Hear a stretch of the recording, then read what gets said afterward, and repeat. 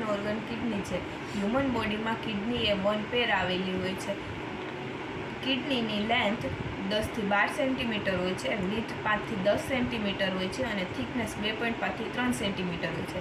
કિડનીનો વજન અંદાજિત 135 થી 150 ગ્રામ જેટલો છે. રાઇટ કિડની એ લેફ્ટ કિડની કરતાં સ્લાઇટલી લોવર આવેલી છે. કિડનીના સ્ટ્રક્ચરને સ્ટડી કરવા માટે તેને 2 પાર્ટમાં ડિવાઈડ કરવામાં આવે છે, એક્સટર્નલ એનાટોમી અને internal anatomy.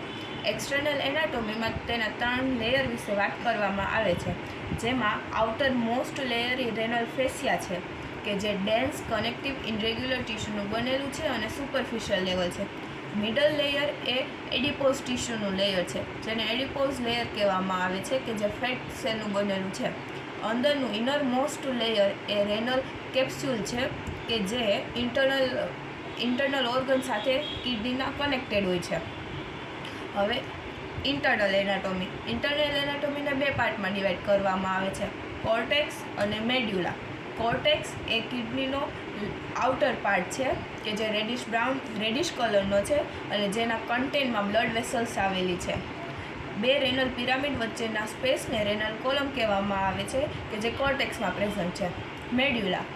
Medulla is a middle part of the kidney. એ કિડનીનો સેન્ટરનો પાર્ટ છે, જેમાં ટ્રાયેન્ગ્યુલર શેપના રેનલ પિરામિડ આવેલા હોય છે. રેનલ પિરામિડના બેઝમાં વાઇડ હેર લાઇક સ્ટ્રક્ચર આવેલું હોય છે, જેને રેનલ પેપિલા કહે છે. રેનલ પેપિલાની નીચે કપલેક સ્ટ્રક્ચર આવેલું છે, જેને કેલિક્સ કહે છે. કિડનીમાં 2 કેલિક્સ આવેલા હોય છે, માઇનર કેલિક્સ અને મેજર કેલિક્સ. માઇનર કેલિક્સ એ ભેગા થઈ અને મેજર કેલિક્સમાં ખુલે છે. મેજર કેલિક્સ ભેગા થઈને રેનલ પેલ્વિસમાં ખુલે છે. રેનલ પેલ્વિસ એ આગળ યુરેટર્સ દ્વારા યુરિનરી બ્લાડરમાં ખુલે છે અને યુરેથ્રા થ્રુ બોડીની બહાર યુરિનને પાસ કરે છે. રેનલ પિરામિડની અંદર કિડનીનો સ્ટ્રક્ચરલ અને ફંક્શનલ યુનિટ નેફ્રોન આવેલું હોય છે. બ્લડ વેસલ્સ અને લિમ્ફ વેસલ્સ જ્યાં પ્રેઝન્ટ હોય છે તેને સાઇનસ સ્પેસ કહેવામાં આવે છે. કિડનીમાં હાયલમ નામનો સ્પેસ આવેલો હોય છે કે જ્યાંથી આર્ટરી, વેઇન અને યુરેટર્સ એ કિડનીમાં એન્ટર થાય છે. આ કિડની